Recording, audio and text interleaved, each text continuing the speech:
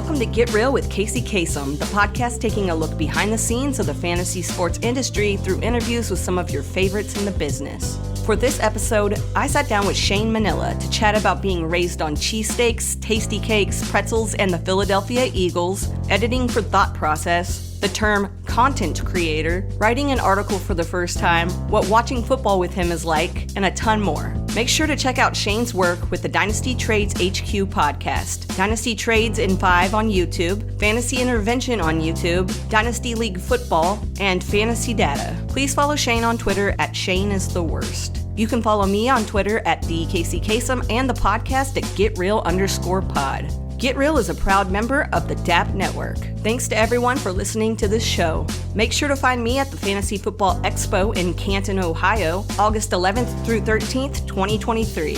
Get your tickets now at thefantasyfootballexpo.com. If you're a fan of playing fantasy football, or you put out fantasy football content, or you just like talking fantasy football with other rad individuals, or all of the above, go check out the expo. And now, here's my chat with Shane Manila on Get Real with Kacey Kasem.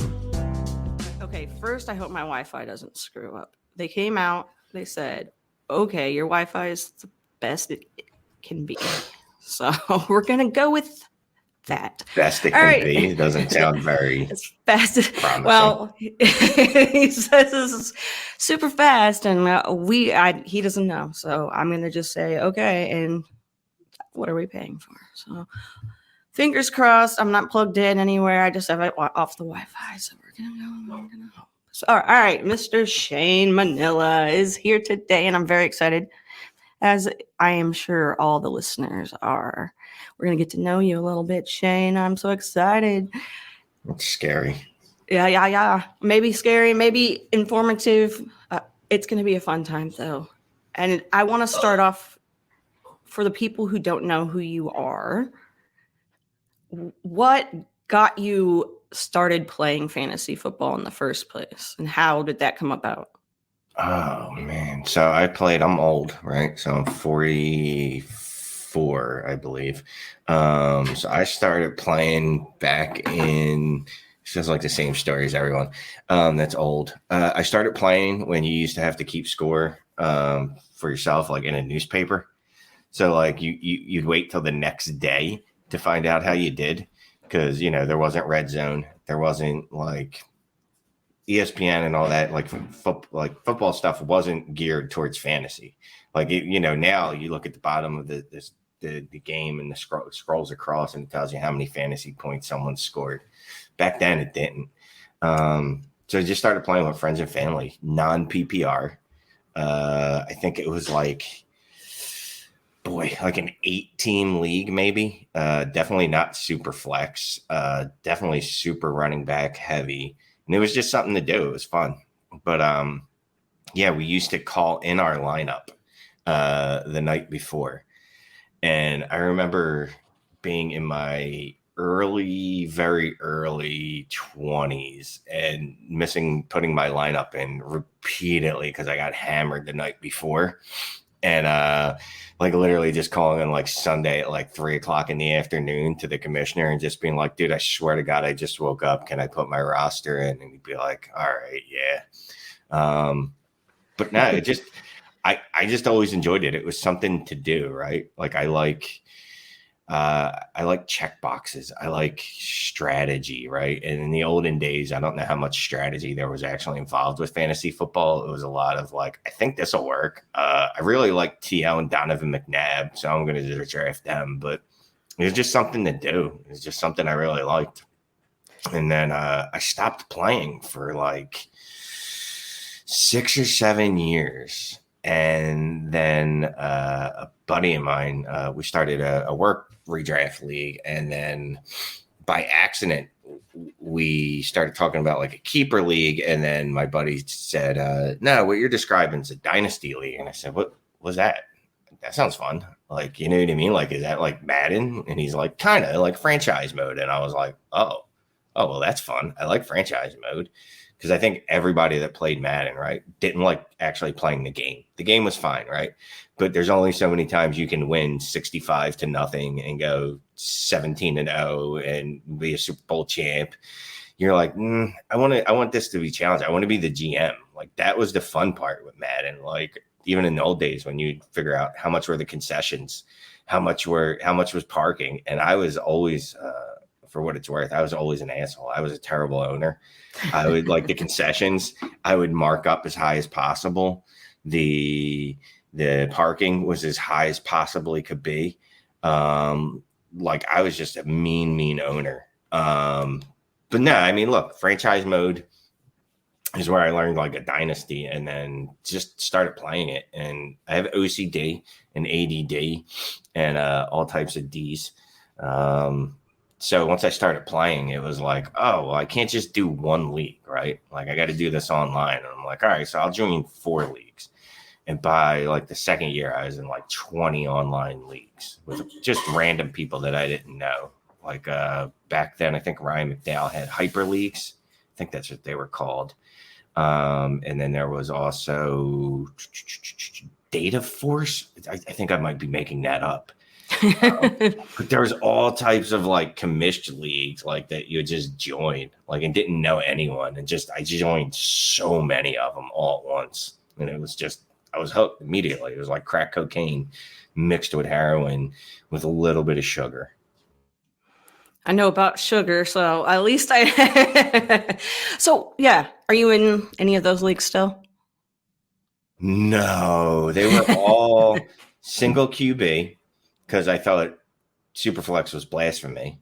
I was like, they don't play with 2 quarterbacks in the NFL. Why would you do that in fantasy? All single QB. They were all start 9, just with a bunch of randos. I think that the one that lasted the longest just ended like 2 years ago. And like 2 years ago, I was like, I can't do single QB anymore. Like it's, if you want to play it, that's cool, but it's not for me. So I just bounced from all those leagues, said, look, and the leagues, a couple of them, like I helped their demise. Like, every year there's like a couple leagues that are teetering on folding.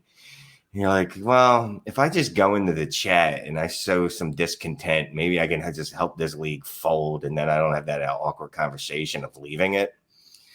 But yeah, even the ones that I didn't help, the leagues just collapse on themselves. I was just like, look, I can't do this anymore. It's nothing personal. I love you people, but I don't enjoy the format as much. All my leagues are super flex, so I'm just going to roll out. So I'm only in one redraft league, a home league where it's 1 quarterback. And that's just friends and family. Well, mostly friends. And that only just started up again last year. Cause like, honestly, all the leagues I'm in, other than that one, they're not with anyone like I knew from real life. All my leagues are literally people that I met through this, or other leagues, obviously, or from content creating. Yeah, I think I'm in that same boat too, because it's so much more enjoyable to be in leagues with people who actually pay attention to their leagues and have the same kind of love for playing fantasy football that we do. So yeah, but here's something that I don't love, but I know that you do. I'm sure you have a favorite NFL team. So, how long have you been a fan, and let people know who you're a fan of, and so on and all that so forth stuff? Yeah, so if people can't tell by my accent, usually you can. I am Philly. I am literally like the definition of Philadelphia. Like raised on cheesesteaks, TastyKakes and pretzels and the Eagles. And I didn't know any other way except you root for your home team, right? Like I never understood there's people that would be like, oh, well, I'm from Philly, but I root for the Cowboys. And I'd be like that. Well, first of all, I hate you and I hope you get hit by a car because that's just stupid. But then I'd be like, all right, were you from Dallas? No. Okay. Were your parents from Dallas? No. Were you named after the show Dallas? Like I don't get it. I don't understand how you can root for a team that's not from your city. And obviously I'm a little different now, but still with football, man, like I can't root for any other team but the Eagles. I took a year off from them, or at least I tried to, couple years ago with some Deshaun Jackson stuff that went on, and got rid of all my Eagles gear, jerseys. I auctioned them off and gave the money to charity. But even that year, man, it was still like I was still rooting for him. I just wasn't doing it as vocally as I usually do. But yeah, it's the Eagles, man. I mean, dude, I'm old, right? Again, I said that I'm 44. So my first memories of football are Randall Cunningham, who was the greatest dual threat quarterback of all time. And if he played today, if he had the coaching or the systems that they have today, would be a first ballot Hall of Famer. He would put Lamar Jackson to shame, Justin Fields to shame, Josh Allen to shame, all of them. He was literally one of the greatest athletes that's ever played football. And what he did was absolutely incredible. Like the first dual threat quarterback. I mean, there's probably guys before him like Frank Tarkenton, but not to his level. He was just the ultimate weapon. Like literally, that's what he was. Like he had a cannon for an arm, and he could run like a gazelle. And his whole coaching scheme, was Randall, go out there, run around, and make some plays. Like there was nothing designed for him, so it was a shame. But anyway, I grew up with like Kelly Green Eagle jerseys, like the greatest jerseys of all time. Like they're old school jerseys. I love old school jerseys. And maybe the San Diego Chargers jerseys might be better from like, I think the 60s, 70s. But I don't know. Those Kelly Green ones that are coming back this year were maybe the greatest jerseys of all time. And, you know, like every other kid, I watched football with my grandpa, not so much my dad. He was busy doing other things. But I watched football with my grandpa. I remember watching on CBS. Like you had two channels to watch football back then. It was CBS and it wasn't Fox because Fox didn't exist yet. So it was like CBS and I think NBC. And you just watch it on these little TVs. You got 2 games a week and you were happy as could be. Plus Monday Night Football. So you get like 3 games a week. But like there, you couldn't even like other teams because you couldn't see other teams. You know what I mean? Like you just saw your team. Like that's all you saw every week. So even if you wanted to root for other teams, you really couldn't because you didn't watch them. Like they were like myths. So yeah, the Eagles weren't particularly good. Like they won like 1 playoff game under Buddy Ryan, but I love those teams. The defense was just absolutely phenomenal. I had Hutch, Hutch, and he came on and I was talking with him because he's an Eagles fan, and it was so funny to hear him talk about when he started watching them because he's 16, so he's like, you know, Carson Wentz and I'm like, oh my gosh, you know, I'm like Carson Wentz is the reason you started loving the Eagles, you know. So what's funny about that is like kids his age or even a little younger, like I'd say probably 30s and younger, like all they really know is like success for the Eagles. Like there was that run with Donovan McNabb where they made multiple NFC championship games, and no, they didn't win a Super Bowl, but they went to a Super Bowl and they were always a playoff contender. And just there's always these little like couple down years here and there. It's like inevitable, like the end of every coaching regime. Andy Reid, Chip Kelly, Doug Peterson, but then they always bounce back quickly and they're always back in it. When I was a kid, like they were, except for the Buddy Ryan times, man, there were some brutal Eagle years, man. They had like Jeff Kent quarterbacking for him, Rodney Peete, just absolutely atrociousness. Like 9-7 was the best you could hope for. But yeah, since I think anyone under the age of 30, like really all they know is success and losing in Super Bowls, which is a little sad, but you know what I mean? Compared to the alternative of not even making it out of the first round, I guess I'll take it. Yeah, I mean, as a Cowboys fan, Jesus. Yeah, I mean, you guys haven't been in the Super Bowl in this century. Yeah, I was in elementary school. Like, yay! I'm glad those memories that could stick with me forever. You know. And that's look. Cowboy fans love coming to the Eagle fans. They do, and I'm always like, bro, you you won a bunch of Super Bowls, but you haven't won one this century. The Eagles might have only won one, although I will always claim the NFL championships that the Eagles won. They won 2 of them. I don't care if it was before the Super Bowl. They existed, so they count to me. Even if it was 40 years before I was alive, whatever. But yeah, like Cowboy fans, like you guys haven't even been in a Super Bowl this century, right? Yeah. Century. Yeah. Century. Yeah. Yeah. Yeah, we know. I'm just saying. And I'm yeah. not that fan that comes at you though, because I hate the fact that when we got them, okay, cool.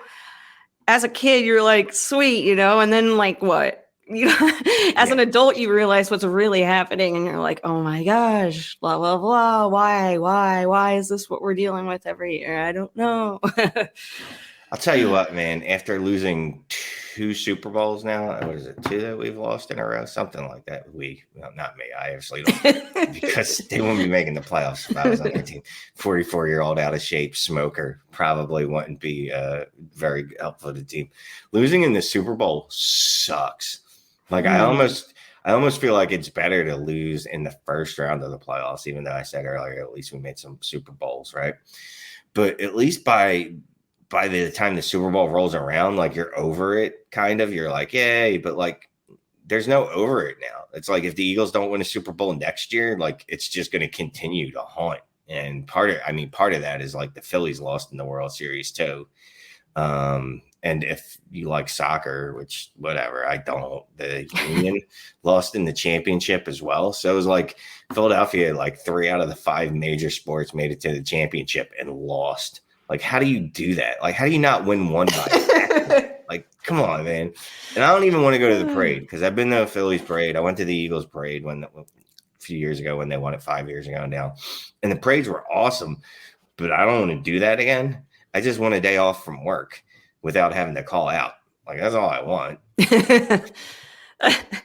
I mean, yeah, that sounds delightful, actually. I got really upset that I couldn't go to the Mavericks parade whenever they won way back in the day. Oh, back when 2011. Yeah, what was that? Dirk? They won it. Jesus, you were 11? How long ago was No, that? I wasn't 11. It was 2011. Oh, Jesus Christ. I was going to say, like, you can't be No, that. I was working. I wasn't going to get that day off no matter what. So I was so pissed because I was like, I want to go to the parade, but whatever. See, that's a fun one because that was a surprise. Like, I don't think anyone expected them to win that one. The year they played Miami, I remember it. Like, I was like, oh, they got this in the bag. You expected it. It's almost more fun when you don't expect it. Yeah. Because also it doesn't hurt as much when you lose. By the time the Phillies made it to the World Series, I was like, oh, this is fate. There's no way they lose. Yep, never mind. Eagles in the Super Bowl, I was like, dude, they're the best team in football. Like, it's clear. Like, they had one real regular season loss. They're the best team in football. They're going to win. And being up 10 at halftime, like, even though they should have been up more, and you're like, oh, this is a little close. You already were like, they're the best team. They're going to win. And they lose. But at least if, like, you didn't even expect to be there, it's kind of like, this is house money. But whatever, you get over it, right? Like, because even if they win the Super Bowl, I say this all the time, and it's not like my dick got any bigger if they won when they won the Super Bowl. It's not like I got a check from the Eagles or anything. They didn't send me a ring. So at the end of the day, I still got to go to work and stuff. But it is just kind of nice. Like, all right, our team's the best at something. And especially, like, it would be nice to send a big fuck you out to the Cowboys fans and just be like, hey, fuck off, nutsacks. Like, there's a second one. We're legitimate now, you know? With just that one, you feel like you're kind of like a fluke. I need to start a podcast where it's just Eagles fan and a Cowboys fan, and I just put them in a StreamYard together and just let them do their thing. See, I think for the most part, except for I forget his handle. The dude's from Philly. He writes for Fantasy Data. I forget his handle. William. He's the most obnoxious Cowboys fan, but for the most part, I don't really mind Cowboy fans because, like, we talk about this in my group me chat all the time. Like, I don't even think about the Cowboys. Like, they're not our rival anymore. Like, to me. Like, I don't care what happens in the regular season. Like, the Cowboys could sweep the Eagles as long as the Eagles go further in the playoffs. I'm like, whatever. Good luck. Good for you guys. Like, rivals now at this point, like, whoever's in the Super Bowl, that's your rival. Right. Like, the Eagles, like, I'm just thinking, like, all right, Kansas City, can they get back and beat Kansas City? Buffalo, that's a rival because those are teams that you could see in the Super Bowl. San Francisco, a team that you could see in the NFC Championship.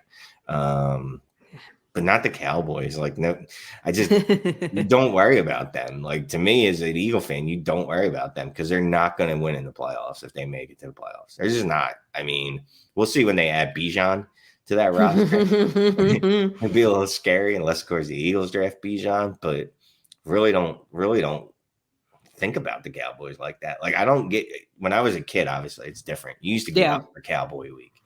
And I remember going tailgating the first time T.O. came back as a Cowboy. And that was fun. Like they were setting T.O. jerseys on fire in the parking lot, throwing shit at Cowboys fans. Not me. It's not cool to throw things at people, but I mean, it's just what was happening. But I mean, people were tempting fate, like walking through the Eagles parking lot with a T.O. jersey on. Like, bro, what are you doing? Like, I know it's all in fun, but you know Philly's reputation. We're not good people. Mostly, some of us. Although I will say, most of the bad fans, the ones that give Philly the bad rap, aren't really from Philly. They're from like South Jersey and Delaware and shit. At least that's what I'm going to claim. I have nothing to back that up on. But like, that's when it was like, yeah, like you'd get hyped. You'd be thinking about Cowboys week for like 2 weeks. Now, like, I don't even know when they're on the schedule half the time. Yeah, I get that. And like when the Eagles won the Super Bowl like 5 years ago, whatever you said, that's not a jab. That's me just going back. It's a long time now. It definitely was. Right. But I, as a Cowboys fan, was like, kind of heartbroken, more so because my team pisses me off, and then I see this team doing what I wish my team could freaking do, right? Right. And then the last time they were in the Super Bowl, I was like, if they win, it's not going to hurt me or make me feel bad. Like, it wasn't the same emotion that I had prior to. So I'm like, what, so. Yeah, and I think that's the other thing is you get older too, right? Like, it hurts less. Yeah. Like it used to, like, maybe it's because of the Patriots. The Patriots has just numbed us, right? We got used to them winning so many times. Yeah. Everyone hated them except for people from that fake area of the country that's called New England, which I still don't know where exactly that is. That's just like all these people with weird accents, worse than Philly accents, all claim they're from New England, so they can claim anything in that area. But I think most of the country and most of the world hated the New England Patriots, rightly so, because they're terrible people, terrible human beings, just cheaters in every way. And I just do that to piss people off. But I think everyone, like, no one likes a juggernaut, right? It's cute. Like, I loved the Patriots when they first won the Super Bowl. I was like, this is awesome. Second one, I'm like, Third one, it's like, geez, go away. Fourth one, it's like, just stop. But I think that just numbs you to it. Like, the Yankees win it enough. Duke wins the championship enough. New England wins the championship enough. Golden State wins the championship enough. You just get numb to it. You're like, whatever. Like, this is no parallel to anything else other than sports, right? There's no greater lesson other than spend the most money, make the best deals. Like, you know what I mean? That's what you should do. And that's what everybody should want their teams to do, right? As much as I hated Golden State, I hated them because they put together a super team and the Sixers never did it. As much as I hated New England, it's just because Bill Belichick and Tom Brady were the greatest head coach and greatest quarterback in the NFL history, and you couldn't stop them. Same with the Yankees. Look, I hate the Yankees, and I hate the Boston Red Sox, but you know what those teams always do? Spend to the absolute max. They're like luxury tax. We don't give a shit. We're spending way over that. So it's part jealousy that you're just like, man, I wish our teams would do that. Yeah. But I will say it's always cool. Now that I went through it with the Phillies, like, that was my big one. Like, I love the Phillies, and I hadn't seen the championship. I think Philly hadn't seen the championship since, I don't even know, 81. So I was 3. And that doesn't count. So when the Phillies won, like, that was the coolest. Like, it was the Eagles too, obviously, because it was the first Super Bowl. But like, after those 2 wins, I kind of hated other sports fan bases less, except for Boston, New York, and New England, or / Boston, because their accents are awful. They make Philly sound like sophisticated, and Generally, they're just obnoxious people. But like when other fan bases win a championship for the first time, I'm always like, that's really awesome. Like it's a cool feeling. Like I'm genuinely happy for like my friends that win that. You know, like I'm happy. Like if they root for a team, I'm like that's pretty cool. Again, as long as it's not like Boston, who has won. It's just everything, and I'm so annoyed. Like I don't know what I was on Twitter last night, but someone was talking about like, yeah, the Bruins winning Stanley Cups. Celtics winning championships, New England winning championships in football, Boston Red Sox winning World Series. Like they've had so many parades. Stop.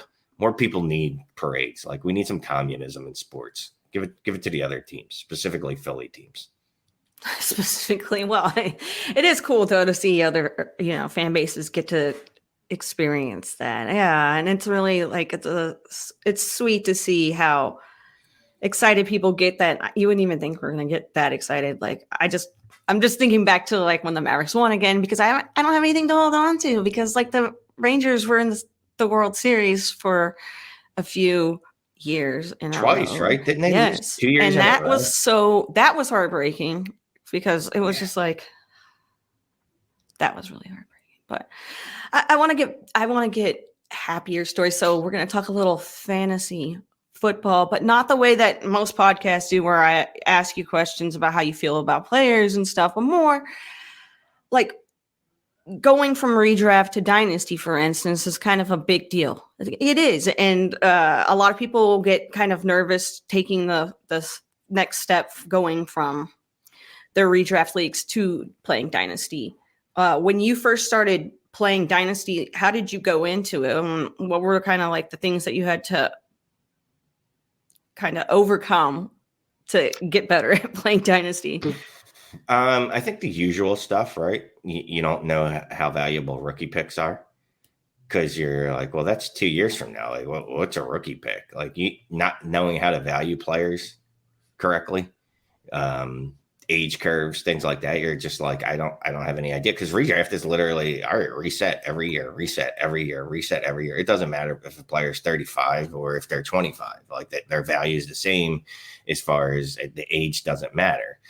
You know, obviously there's other factors that can differentiate what they're worth, but that was the biggest thing, just value, really valuing, understanding how to use rookie picks, understanding trades. Trades were always confusing. I remember, it's funny now because now all I do is shows that are based around trades, but I was nervous to take trades. Like people would send me offers and I'd go, I don't know what to do with this. You know, I didn't use a trade calculator back then. I didn't have any like real friends that were playing dynasty football. I had a couple, but they were newbies like me, and a couple real life friends, you know, and I didn't really know else. This is before I created content, so I didn't know anyone. So someone would send me a trade offer and I would just be like, I don't know. I'm so scared to take this, because if I take this, then someone's going to yell at me.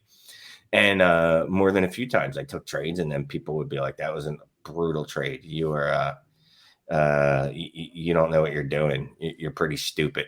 And I'm like, yeah, thanks. But then, you know, I did have a couple people in leagues that would reach out to me and be like, hey, this is why this was a bad trade. You know what I mean? Or explain it to me. And I'd be like, oh, I get it. And I mean, thankfully, there were people that would just reach out to you and just be like, hey, you know, don't do that. Like that's bad. This is why it's bad. And you're like, oh, okay, that makes sense. So yeah, valuing players and trades, and just making bad trades, but it's how you learn. It's like anything else, right? If you don't fail, you're never going to be good at something. There's not many people that immediately go into something and they're great at it, you know, unless they're a savant. And I don't know any fantasy football savants. I could be wrong. There might be some out there. If you are, good for you. Congrats. You're about to hear from them. Yeah, you should definitely have a podcast and a YouTube show, and I'll subscribe, because I still make mistakes now. I'm getting blasted right now on Twitter over a couple different things. It happens. It's cool. It's fine. It's life. True. How did you start putting out fantasy football content? Because you know, that's also something that perplexes people. How do I get started, and how did you get started? So I had two different pathways to that. So when I was younger, I actually used to write, not fantasy football content. But literally since like kindergarten, I used to just write short stories and stuff like that. And in like middle school, grade school, not so much high school because I wasn't a great kid. But I won like awards and stuff and had it like published, and not like, like Time, but like kid magazines and stuff like that. I just used to write stories. And then as I got a little older, I used to actually write poetry. And I don't know that it was particularly good, but it's something I enjoyed and I like doing it. And, then I stopped writing, real world creeps in, I started doing other things, to get my creative juices flowing other than writing. Then straightened up, went to college, and I just hadn't written in a while, like I said. And then I started playing Dynasty football. And then I saw a tweet. Someone was just like, hey, you want to write? You think you can write about fantasy football? And I'm like, how hard can that be? Like, yeah, I can do that. And it was a Dynasty Football Factory. So I reached out to them, said, hey, I can do this. How hard can it be? I think. So the owner, Michael Goins, sent me a task, basically like, hey, just, write about this, choosing one of these teams. And I immediately got it wrong. I think he asked me to write about the Arizona Cardinals or someone else. And I ended up writing about a team that they had already done, and published an article on. And he was like, well, this isn't really what I was looking for, but. And he was just like, look, your writing's a little rough, but you're very sarcastic and genuine. And like, I can see, like, you could mold this into something if you could just, clean up some of your rougher edges and get a lot of your non sequiturs and stuff like that. And I was like, cool. Just started writing, and then literally just nonstop, man, I would write like an article a day, and they might not have been good. But they were one thing then I tell people that get into writing, I tell them, like, let it be you, let me see some of your personality in your writing. Like, there's certain people, when you read what they're writing, you don't even have to read the byline. Who wrote it. You're like, oh, okay, that's Peter Howard, like, that's Tyler Karp, or that's Scott Connor. Graham Barfield, just certain people. Like, I know as soon as I start reading it, and I just listed off a bunch of DLF people and then Graham, but there's many other writers that are like that, where you just read it and you go, oh, I know who that is. Like, I don't even need, and that's kind of how I want it to be. And the way I want it to be was like, well, what am I? Like, as a person, I'm easily distracted. I do have non sequiturs a lot of times. I kind of do just veer off into these weird analogies and these weird pathways. And that's how my writing's going to be. And if people don't like it, they don't like it. And as the more I wrote I got a little more data driven, definitely less just opinion. I'm very opinionated, but I try to base my opinions on data. I forget what the original question was because I've been rambling so long. Well, my question was kind of rambly too. Most of my questions are because I'm like, you know what? Let me throw a stone out there, and maybe I'll hit something. So, no, I mean, okay, yeah, it was mainly about putting out content for the first time and going that route. How to actually get the content out and how you went about figuring out what you were doing. Yeah, so I started writing, and I wrote a lot. And, this was a fledgling site. I think I used that word correctly. Basically, it was one of those sites that you don't get paid to do anything. Yeah. Because it wasn't making any money. So then he just kept giving me like more opportunities to do things. He's like, you want to rank? I'm like, sure, I'll do that. He's like, you want to edit? And I'm like, I'll download Grammarly. Sure, I can do that. And then he's like, oh, you want to run this handle, this Dynasty Trades HQ handle? And I'm like, sure, I can do that, and he just kept giving me stuff. And then he's like, hey, you want to be a part owner? And I'm like, I don't have any money. And he's like, well, no, you don't, but you put a lot of work into it. So do that, you'll just be an owner and continue doing what you do. And I, put together a couple draft guides. Honestly, my favorite thing from my time at Dynasty Football Factory was working with other writers and editing. and not editing for grammar. I mean, obviously you would, but more editing for like thought process. Like, okay, what is this based on? Like you made this statement that this player isn't very good at something. What is that based on? Is it based on something, and just, I enjoyed that because we couldn't pay writers. We weren't making shit. Like literally never made shit the whole time we were there. So I was like, well, if I can't pay writers, I got to give them something out of this, so I don't want to say mentor because that's not really my thing, but it was more like, I want to at least help them find their voice, find whether that be in writing, podcasting, YouTubing, looking out for them when other sites are, paid sites are looking for people. I'd always put in a good word for the dudes or women that I had under me that I thought, like, hey, they should be over at DLF, or they should be over at RotoViz, or they should be over. So I would always try to look out for people like that. Then the owner of the site, the main owner, he kept trying to get me to podcast. And I'm like, dude, you've spoken to me? Like, you hear my voice, you've talked to me, that I'm not built for that. That's not really my thing. Because the other podcasters that were out back then were very, I don't want to say, not bland's not the word I'm looking for, but they were very much not like me. Like, they sounded smoother, and kind of a lot of them sounded boring to me. Not all of them. Mind you, there were some ones that I really liked, like Dynasty Nerds. I loved my dude Zach, Dynasty Dummies. Like, I don't want to just talk about football. Like, I want to be able to use analogies that make sense to me. Like, I want to compare this to drug use, sex, like just things that I didn't hear on other podcasts. And I was like, all right, well, then this is how I'm going to do it. Like, it's going to be me. Like, I'm not going to listen to my show. I'm not going to edit myself in any way.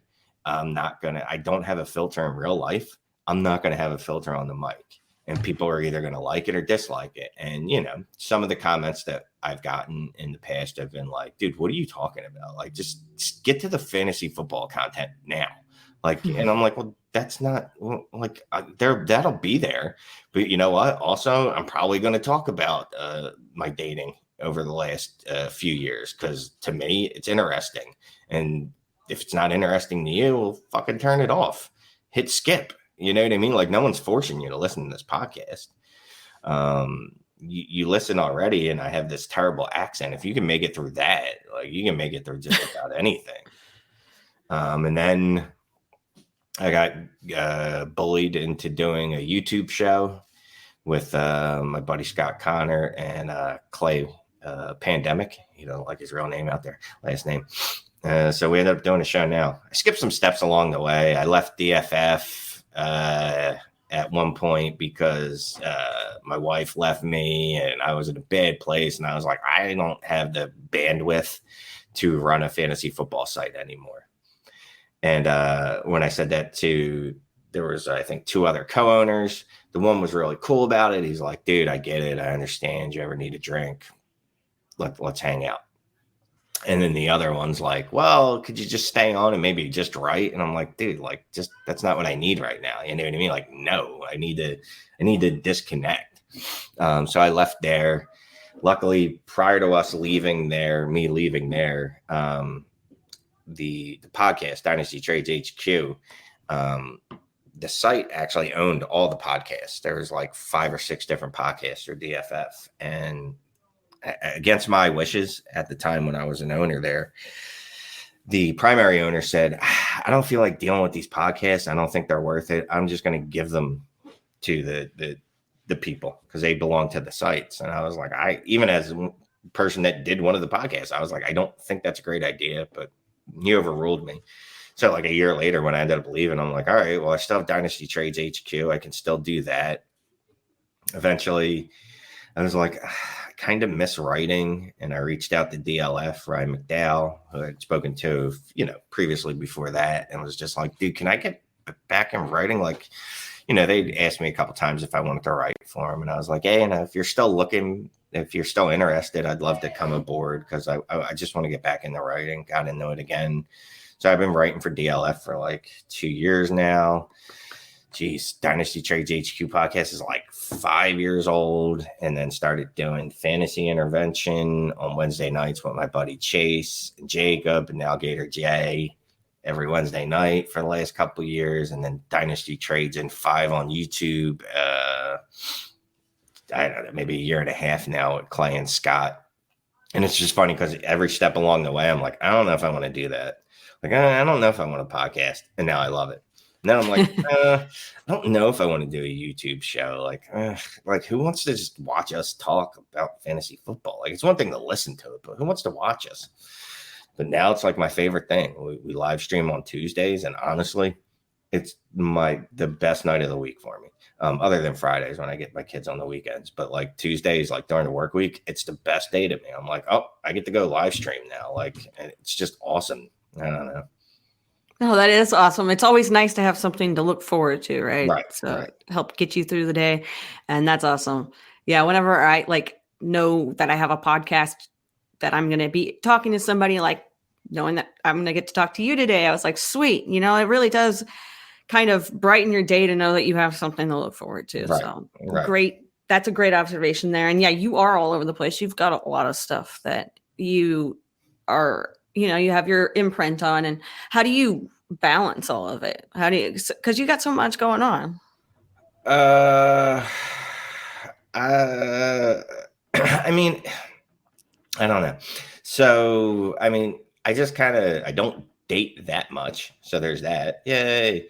No social life. I don't have my kids during the week, right? They're with their mom during the school week because, her school district's so much better. So I don't have to do certain things. Like on Monday nights, I do take my kid to karate, but like Tuesday nights and Thursday nights when he does karate, I don't. So it's kind of like, I mean, what else would I do? You know what I mean? I could sit home, I could watch TV. I mean, I do everything everyone else does. Like I get up, go to work. After work, I go to the gym. I come home, I eat, and then it's like, all right, well, now what? All right, I guess I'll podcast. I guess I'll do roster reviews with Scott. Oh, I got a live stream tonight. And really, when you think about it, live streaming is only 2 hours a day, right? So you do that from 8:30 to 10:30. I can do 2 roster reviews a day with Scott, half an hour each. It's only need an hour for that. I only need an hour to live stream for fantasy intervention. I only need about an hour and a half to record for Dynasty Trades HQ. Do a lot of stuff on the weekends. I don't go out much, you know what I mean? On the weekends, I'm with my kids. So, they 14 and 11, they want to hang out with me for a little bit. They're like, yeah, let's do one thing. And then I don't want to be around you the rest of the day. So like this week, they're off from school. So Wednesday we go miniature golfing, and then the rest of the day they're like, yeah, no, we're good. We're going to go play video games. I'm like, oh, all right. And then yesterday or Thursday, they're like, we want to go hang over at my friend's for 6 hours. I'm like, all right, what else am I going to do? Right. I go for a walk, and then I'm like, well, yeah, I could sit around and watch TV, but that's stupid. I might as well just go do something that I like. And I mean, that's what I do. I end up doing it. No, that's nice to kind of be, I guess I feel like sometimes people were like, yeah, I do a lot of stuff, and like I don't really enjoy doing this, or I don't really enjoy doing that. So the fact that you enjoy, being behind the camera and being behind a microphone, and you can actually tell when listening to you or when seeing you on YouTube that you're enjoying what you're doing. So and you interact well with other co-hosts, guests, etc. How do you make sure that the conversation flows accordingly and doesn't kind of go, I know that it goes off the rails because that's what it is, but how do you make sure that it doesn't get stale or doesn't get, sometimes you might have somebody come on the show and kind of have to guide the conversation, Yeah, I mean, so I've luckily only been in that situation a couple times, right? It's like, oh man, this is absolutely fucking brutal. And like, I'll just text someone behind the scenes and be like, yeah, we're never having this person back on any show ever again. But to me, it's just, I don't like to admit this, I like talking, what I mean? Like, I go to bars, I talk to people, like, when people, I just talk to people, like talking's easy. Everything's just a conversation. That's what I always tell people, like whether it's a job interview or it's a live stream, whether it's a podcast, you're literally just having a conversation with people about something that you all like. I'm talking about fantasy football. Like how could the conversation go stale? Like even when you talk about the same things over and over again, you can always divert it and be like, all right, yeah, I'm gonna take this conversation somewhere else. And just my natural, the way my brain works is just I kind of joke a lot. So I'm always joking around, kidding around. I'm always looking. I don't know that I do it on purpose. It's just what I do. And I like talking to people. It's fun talking to people. Like there's not many people that I've talked to, honestly, in this space that I'm like, Jesus, this is fucking brutal. Like there's literally maybe on the amount of guests that I've had on HQ or intervention, or that we've had, I should say, because I'm not the host. I cannot host. I've tried doing that on my own and there's a flow. Like that's what my co-hosts are great at, or just kind of like roping me back in when they're like, Shane, can you stop talking about methamphetamines? Like what this is fantasy football, bring it back. And I'm like, oh yeah, let's rope it in. But honestly, out of all the people I've ever spoken to, there's only been like one or two where I'm like, this is terrible. Like, I can't imagine having to talk to you in real life, because I would fucking just leave in the middle of the conversation. Like, why are you so bad at this? Do you not have friends at all? Like, was there no socialization when you were growing up? I don't understand. So there's only been like two of those people. Well, I mean, that, you know what? Power to you, two people, and all the years that you've been on fantasy Twitter and have been a part of the fantasy football community. You've probably seen a lot of different waves of people coming in and like you said, not really being a mentor, but seeing these people and being like, wow, you should be with this site. Wow, you should, to see people grow in this community. How does that feel to see people that you like worked with or that you helped bring into the space? It's awesome. That's one thing I don't get to do anymore now that I don't edit, I don't manage anything, is I don't really get to bring people along. And I miss that, because it was always cool. Like you'd be like, oh, that not like I'm responsible for that person, but I helped them in some way, like they probably were going to make it anyway, more likely than not. But it's like really cool. It's like, I really like this person. And even a couple years ago, like I set up a chat with a bunch of people that are new to the space and some old to the space, because I just, I like people as much as I don't like to admit it. Hopefully no one calls me on this shit. I like people on an individual level, I should say. As a group, we're a horrible, horrible species. But if you get us down to the individual levels, I like us. So I would just put a group together and try to shout out people. I remember when I first started, like, I had to claw for any like recognition before like people even knew who I was. So, and I remember anytime someone would give me a shout out, like Ryan McDowell, I'd be like, oh, holy shit, this is the coolest thing that's ever happened in life. Like, I am amazed. This is awesome. So every once in a while, I still try to do that. Like I see someone that's like fairly new in the space, or maybe that I just discovered. I'm like, wow, this person's really awesome. You need to check them out. Because one, I just think if they're really awesome, hopefully people will check them out. Two, I do like seeing people do well. Good people, at least people that I think are good people. There's obviously a list of people I don't like, whatever. And when they're successful, I'm like, fuck off. I'm like, I'm better than you. Anyway. But nah, I mean, if I like people, how could you not like seeing them do well? You know, and that's it. I interact with a lot of different people, maybe not as much as I'd like to. Like it's not as like, I don't check in on people as much as I'd like to, as I used to be able to do, because I do spend a lot of time just doing content. But no, it's awesome when you see people that people that you like doing well. You're like, wow, that's fucking cool.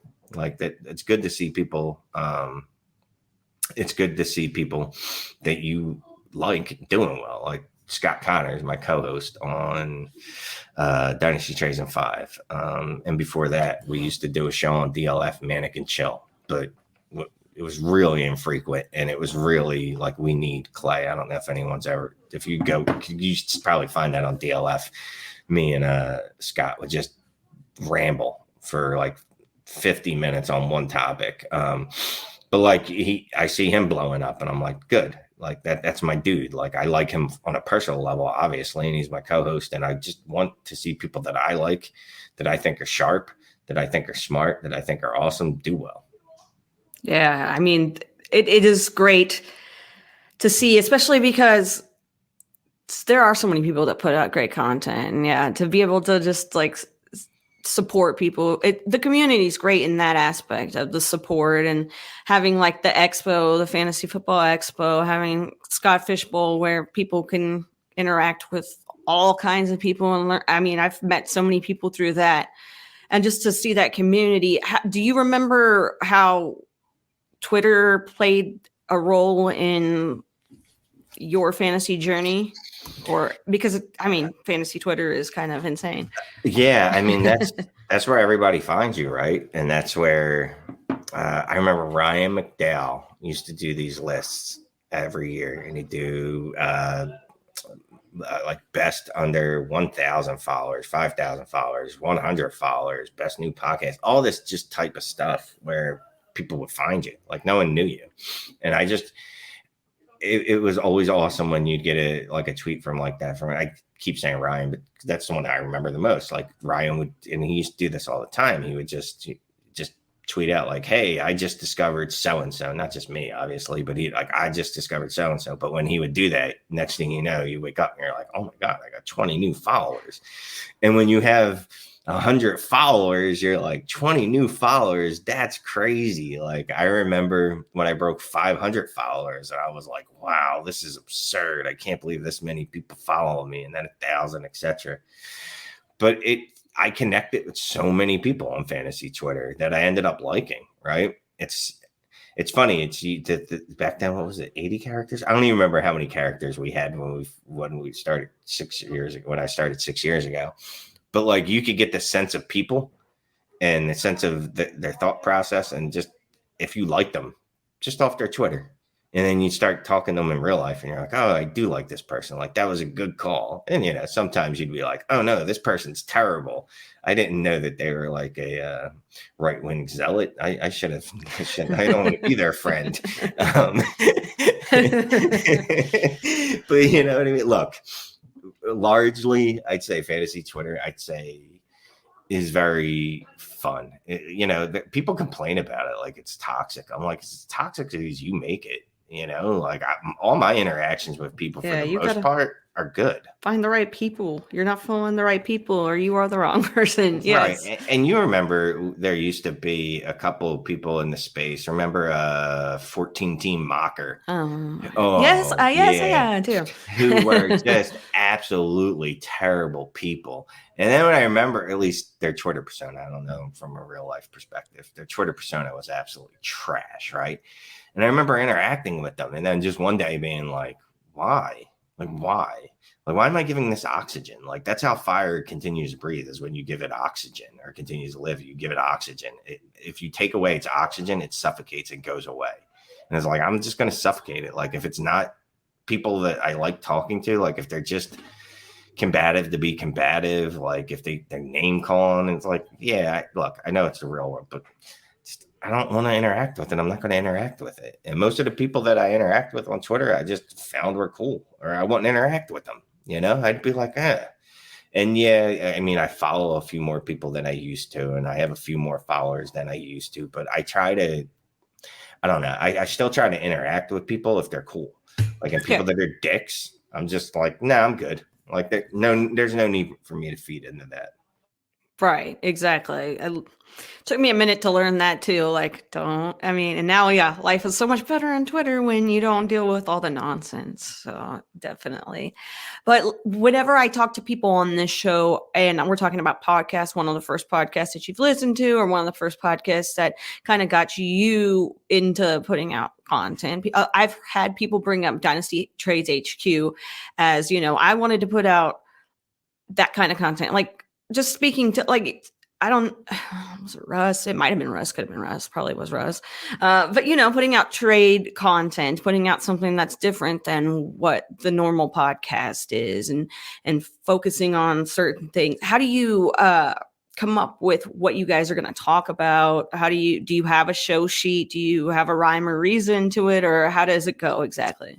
Yeah, I mean, we have a show sheet. I'll say this. So like just for last night, for example, like a lot of times it's just, I make a lot of trades. I'm in 28 leagues right now, which is the lowest I've been in since, I don't know, a long time. It's the first time I've been under 30 in a long, long time. But I mean, that's kind of where it always stems. And then I'll also just be scrolling Twitter and I'll just find like interesting little things to me. And I'm like, I kind of want to talk about that. And then just news. And then just honestly, our conversations kind of just veer off where they go. Like it's a rough outline. It's like sometimes they're structured shows, right? We do a series where we'll be like, oh, well, we think these top 24 players won't be in the 24 next year, right? But we don't do those a lot. Like it's more just free form talking. Like here's the outline. It goes where it goes. And then just that's it, really. It's like not that deep. We find trades that I do because it's mostly me because I'm just nonstop. Sometimes I'll talk about things that, that our patrons are talking about in the chat. But just really, that's it. Like and we just talk. It goes where it goes. And that's one of my favorite, kind of like, oh, that's cool, I think, deals when people go, oh, well, I heard you do a podcast. I knew I could do one. And I'm like, wait, that's good? And they're like, well, you can do it. Wow. Like, yeah. No, that is not what anyone means when they say that. They are like inspired, and being inspired is important in this space, and to have people that you can look to and look up to. Aw, how cute. I mean, honestly, the only thing I think that makes HQ different than other shows was, it was specific to one thing. And mind you, there was Dynasty Trade Calculator. Trade Calculator. There was the Roto one, Dynasty Trade Cast too, right? But yeah, I think what was a little different with ours is, this isn't a shot at those shows, but just in general, listen to podcasts, it would be this forced like, hey, what did you do this weekend? The weather's great. And I'm like, I fucking hate small talk. Like, we're not going to do that. Like, if we're going to talk personal shit, like it's going to be personal shit. You know what I mean? Like, we're not going to do it every week. But when we get into it, it's going to be like, hey, Shane, so he had a date. How'd that go? And I'm like, wow, I banged some chick in the back of her truck. So that was pretty awesome. And people are like, wait, what? What are you doing? And I'm like, what? This isn't how humans talk to each other? Like, we literally said the way we wanted the show to be was, if you're at a bar, how do you talk to people? Hopefully before you're absolutely smashed and you start saying really inappropriate shit, the shit you gotta call people up the next day about and be like, oh my God, I'm so sorry. But before that, when you had that fun buzz going, like that's how I kind of wanted it to be. Like, we're going to talk about fantasy football. It's going to veer off into other things, but it should be fun. Like, yes, there's strategy involved. There's strategy in everything I talk about, but it should be fun at the end of the day. It's a game. Yeah. Exactly. It's a game. Sorry, my kids just came. Nope, you're totally cool. So it's funny, and I said this last night. It's an inception moment. I'm recording with Scott last night doing roster reviews, and my kids are just being obnoxiously loud. So I go in the other room, and I'm like, shut up, I'm trying to record. And my son turns to me, and he goes, you shut up, I'm trying to record. And I was like, Jesus.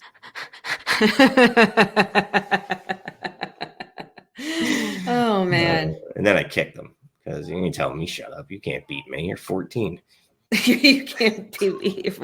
Do your kids like fantasy football? Are they into that kind of stuff? No, not at all. No. My oldest son doesn't like sports at all. Just not even a little bit. Doesn't like one sport. And I tried when he was little. And I didn't force him because I was never going to be that dude. But we took him to swimming. We took him to t-ball. flag football. We tried soccer. Just every sport we tried to get them to play is like, I hate this. I never want to do this again. And we're like, all right. Meanwhile, my other little dude, like he's done soccer. He's been doing karate since he was like 6 or 7. He did swimming. He did basketball. Like he'll do basketball again. Like but fantasy football, like neither of them want anything to do with it. They don't really like football. Like they know the Eagles and they'll watch it with their mom. And if it's on while they're here, they'll watch with me. But like I'll go over to my buddies on a Sunday. Like that's where we watch the games. And like they don't even stay in the same room as us to watch the game. Like they just go off and go play video games. I'm like, all right, whatever. No, but yeah, they like recording and live streaming them playing Roblox, I guess, and probably Piggy and not Fortnite. That's not cool anymore, but definitely Roblox games.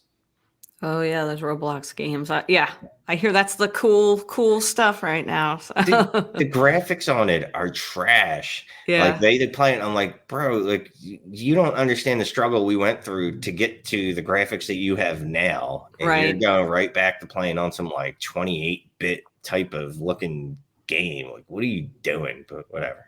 As long as I guess. I don't know. They appeal, but okay. Yeah, you do you. Mm-hmm. Watching football with you, how is that experience? How were you on game day? I am. I say things that I feel very bad about. Almost immediately after I say them, I yell a lot. I curse a lot, not surprisingly. Yeah, it's me, just an angrier, meaner version of me. That again, I say things and I'm like, oof, that's really mean. Like I might have maybe wished like referees have unfortunate accidents on the way home, and I'll be like, wow, that's really uncalled for. There's no reason for that. Like Jesus, dude, what are you doing? Like relax, it's a game. Yeah, no, it's par for the course. It's it's me. I say some things I regret immediately, but I think it's fun. I'm funny, I think it's enjoyable, but yeah, it's definitely intense. I'd say intense. That's the word I'm looking for. It's intense. How much football do you watch during the season? Do you watch all of as many games as you can, or are you one of those guys that's like, eh? No, I mean, I'll watch obviously all Sunday, Red Zone. I can't even watch like an Eagles game. Like I'm a Red Zone baby, like the rest of America now. Like I can't sit through one game just about. But obviously all the Red Zone, every Sunday night game, every Monday night game, every Thursday night game.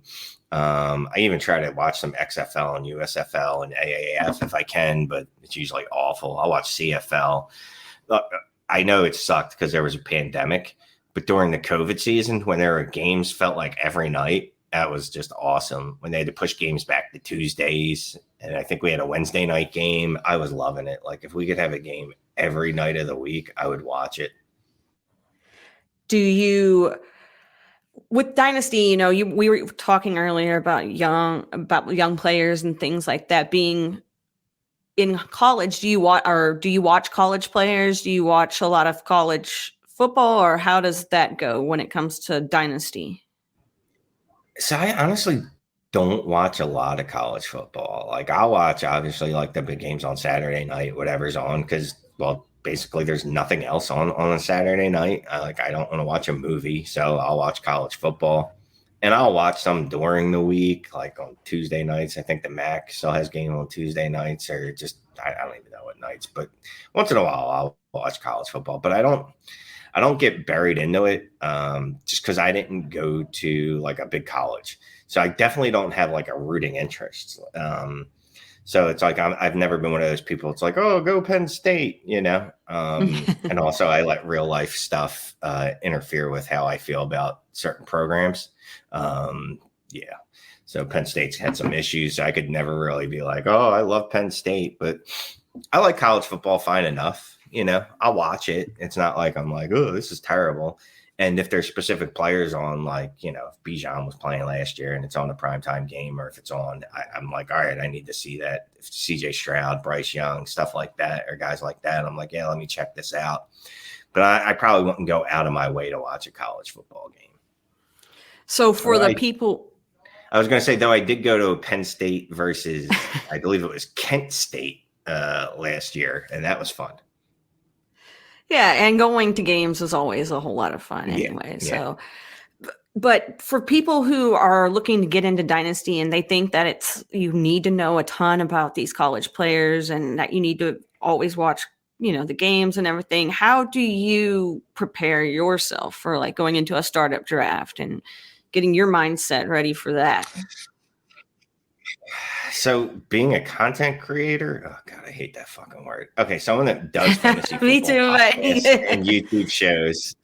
Like, I don't create content. Like, I'm not making art. Like, content creator sounds like such a falsification of what we do. Like, I'm not making music. You know what I mean? Like, I read lyrics because I love certain lyrics, and I'm always like, that is freaking beautiful. I can't imagine writing anything like that. That's a content creator. We just talk about fantasy football. So stop calling yourself a content creator. God damn it. We're not making art unless you've somehow made poems about it. Like, maybe you made fantasy football poems. You know who's a content creator? Jake Talbridge. Okay. Cooter Doodle. Yeah. And Zach Tacit Assassin, who does parodies. I'm going to need to change the whole tagline for this show, but I don't. Shit. Oh, well, you did raps. Yeah. That's how you got into it. Yeah.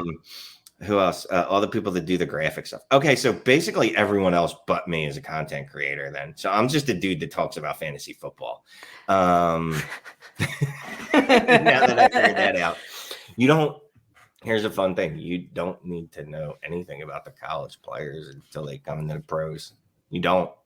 If you wanted to, you just look at their breakout age. Look at their yards per... Just look at their collegiate profiles. Look at their draft capital. Look where their athletic profiles. Like, you're going to know who to draft. Like, as much as I can make fun of ADP is usually a pretty good barometer of where a player should be drafted, right? Like, if everyone's drafting Bijan Robinson at 101 in your drafts, might be a little clue. Like, Bijan Robinson might be good. If these quarterbacks, Bryce Young, CJ Stroud, Anthony Richardson, Will Levis are all going 102 to 107. You probably want to draft them in that range. But even if you wanted to, you do want to dive in, there's so much information out there. Like, I was just like, DLF has a rookie profile series. And then they have looking at rookie draft picks over the last few years. Fantasy Points has an app. Dynasty Nerds has Film Room. Like, no matter a Dynasty Dummies does a episode every week on the draft players. Like, unless you don't want to know, you can know. Like, there's so much, I'm going to say it, content out there that you could dive in today, not know anything about any of these players, and in a week, almost be a damn near expert. Just make sure you sprinkle in some real NFL stuff so that you have something to compare it against, because we do sometimes get a little hype in fantasy football, like over Malik Willis, when the NFL is telling us, like, no, slow that train. But there's so much content out there, podcasts, YouTube videos, Debbie Royale. My dude Kev always has videos. There's just so much content that if you want to know and you want to be an expert in these players, you can be an expert. You can go to Player Profiler and figure out if this was a good college athlete or a good college producer. Like, it's giving you yards per reception. It's giving you their breakout age. It's giving you their dominator rating. You can find out their speed score, all that stuff. If you're in the tape, like I said, you can go damn near anywhere. Dynasty Nerds, DLF. You can hear Dynasty Dummies break down tape. Like, there's so much content out there that if you want to know, you can know. You have no excuse, at least I should say.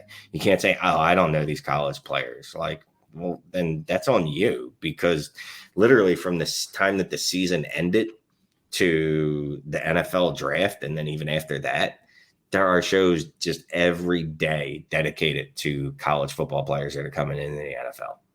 No excuse. So if you don't know about them, you're not putting in the work. And by putting in the work, I mean putting in earbuds and listening to other people talk. Yeah. It's a win-win for everybody. You're helping boost people's listening or eyes on their work, and you're learning a little bit there and there and there. So definitely, I don't know anything about college football. I barely know anything about it enough to get, play. And one thing you can do is play in a Devy league or a campus to Canton league.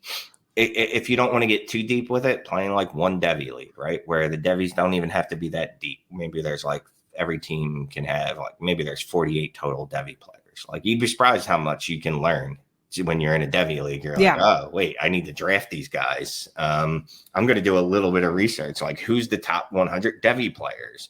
All right, well, that's what one site says. What does this site say? Oh, okay. 247 Sports. What's that? Oh, let me go click on that. Like I that's just how my brain works, right? Everything's like I don't want to say wormhole because that's not a rabbit hole. It's like, oh, I start here and I'm like, oh, wait, I can get more information there. Oh, wait, there's more information there. Oh, wait, go there. There's more information. Just keep on going. Yep. And then eventually you learn to filter out what is bad information. And you learn how to filter out. I don't want to say who bad content creators are because that's not what I want to, how I want to put it. But people that talk without a base of knowledge, I should say. So like, just there's so much content out there. No excuse. Playing a Devy league, playing at least one. I'm in a couple, and I'm in one campus to Canton league, which is a whole other level of, okay, yeah, now I got to figure out like which of these college players are going to actually score points while they're in college. Okay. All right. Let me weigh that against which one of these players is going to be good when they're coming out. Like who's a better Devy prospect versus who's a better college player. And being in 28 leagues, I'm sure like it's real fun keeping track of everything because I'm sure rules are different in every league. I'm sure roster size, roster. Look, I'm famous for this. I don't remember all that shit off the top of my head. And if people do, good for you. God bless you. But there's a ton of leagues that I go to. Like, so I have 8 listener leagues for the Dynasty Trades HQ show. We have 8 listener leagues. I know most of those rules because they're all the same. Yeah. I know most of the settings and the team sizes for most of them, they vary.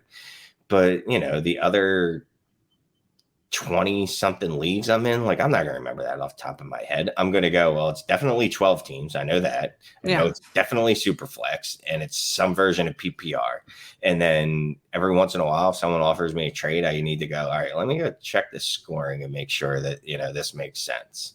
Like I know people that keep spreadsheets and they want to be able to go to the spreadsheet and look it up. I'm like, dude, it's 2023. Like if I want to know something, I can just go to the internet. Like I say this to my kids all the time. They'll be like, blah, blah, blah, blah. And I'm like, you can just go to Google and just, if you don't have to not know anything. Like literally, this isn't the 40s. Like we have, computers in our hands. We have smartphones. Like just go onto the site, go onto the league and look it up. Like you don't get bonus points just because you remember. Like good for you. Congrats. You know the settings for all your leagues. I don't, but you know how I can know them? I take 2 seconds and go log on to the site. Yes, that's funny, but it's true. Very true. Just people and I get it. Cool. Just some people think like you get bonus points for remembering that shit. And I'm like, no. You actually lose points. Nothing, but like why are you not using technology that exists to I don't know. Whatever. Well, is there anything about one or more of your leagues that's like a setting or a rule that you really like that got implement, something that you can think of, or maybe something you don't like in leagues, either one? I hate 2 tight ends. I know that. Obviously I already talked about everything's got to be super flex. I like PPC. That makes it fun for me. One of the fun things is drafting future draft picks. I like doing that. I don't know. I'm pretty vanilla. Give me a super flex 14 team 0.25 PPC, tiered scoring for tight ends. If we could get some tiered scoring for targets, that'd be great. I like target points per target. Yeah, just simple stuff. Just simple stuff. Just simple stuff. Well, I mean, yeah, and keeping it kind of vanilla, as you say, I like that as well. It makes it a lot more enjoyable for me than trying to. I don't want to do too much with my brain. I just want to do right, just enough, Yeah. And are there any players that you watch that you're like kind of a fan of now because of fantasy football players that like probably wouldn't be on your not on your radar, but players you probably wouldn't like as be as invested in? Oh, in real life, yeah. Deshaun Watson, I would hope get hit by a Mack truck. But for fantasy football purposes, he's my most rostered quarterback. Yeah.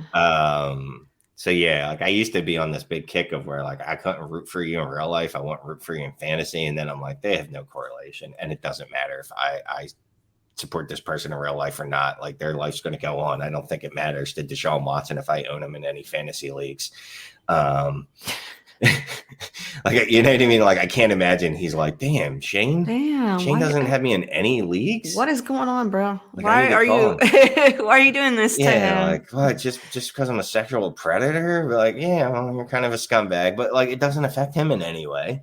Yeah. Allegedly, for anyone that's a lawyer. Yes, please, yes, alleged. We're getting real, but also we're really just alleging a bunch of stuff. Yeah. No, I mean, most players, like I root for Cowboy players. Like I wouldn't root for Cowboy players if it wasn't for fantasy football. I root against the Eagles all the time. Like when I watch the Eagles on Sunday or whatever they're playing, right? And the Eagles are winning, I start rooting for the other team to score points if I have players on their team. I'm like, oh, I could really use a Brandon Ayuk touchdown here. And everyone's looking at me like, what the fuck is wrong with you? I'm like, dude, they're up 14. I don't care. I was like, I didn't say I want them to lose. I just need fantasy points. I hope it's a shootout. Yeah. There you go. Like, I love Dak Prescott as long as, the Eagles beat him. I don't give a shit. I hope he goes out there and throws 70 touchdowns because I got him on all my rosters. But Chris Olave is a guy I fell in love with over last year. But yeah, just literally any player that's on my fantasy team, I'm rooting for, even when they play the Eagles, because I want to win money and I like winning, period. Right on. Yes. I couldn't have said it any better myself. Yeah, like I don't know, man. People are like, oh, I can't root, and I get it. Like some people, like you can't separate the two. You're just like, oh, I can't root for Joe Mixon. I get it. You know, guy's probably a scumbag as he's charged with a weapons offense, whatever. Like Tyreek Hill, like that's when I first started. I'm like, I can't root for this guy, and I don't root for them as people. You know what I mean? Like I separate the two. It's no different than music, right? I love certain music. But there's also people that make that music, and I go, oh, this person is just an absolute fucking terrible human being. Like Pink Floyd. I think it's Roger Waters, I think is the guy. He's like an anti-Semite or whatever. But I love Pink Floyd. You know what I mean? Right. Growing up, I didn't, I'm very left-leaning now, but I didn't particularly agree with a lot of Rage Against the Machine's political views. I do so more now, but even then I was like, well, I really like the music. You know what I mean? Like, I'm not, and part of it is I'm not really supporting these people in any way financially. Right. You know what I mean? Like, well, first of all the music I get is stolen off of the interwebs. Allegedly. Unless it's not when we were kids, like when, what was it? What was that? Napster was out. Yeah, I had Napster, LimeWire, and all the get emails from the FTC that they're going to come get us. I'm like, oh no. But like, I'm not supporting these people financially. Like, I'm not supporting them like in life. You know what I mean? Like, I just separate the two. But anyway, back to the original question. Like, literally any fantasy player that's on my roster, I'm rooting for to do well, either so I can trade them or so that I can win. Yes, perfect. Shane, we're going to go ahead. We're going to get ready to wrap it up. I know. I could do this all day, but really it's, it's a beautiful Saturday, and It is. yeah, I'm gonna go enjoy it. But before we go, can you go ahead and let everybody know where they can find you and what kind of stuff you got going on? Oh, at Shane is the worst on Twitter. Dynasty Trades HQ podcast, Dynasty Trades and 5 on YouTube, Fantasy Intervention. That's how you say that word on YouTube. In the off season, I write Dynasty football stuff for DLF. For in the redraft season, assuming they still want me, I'll be writing for Fantasy Data. And yeah, just usually on the Twitters, you can find me.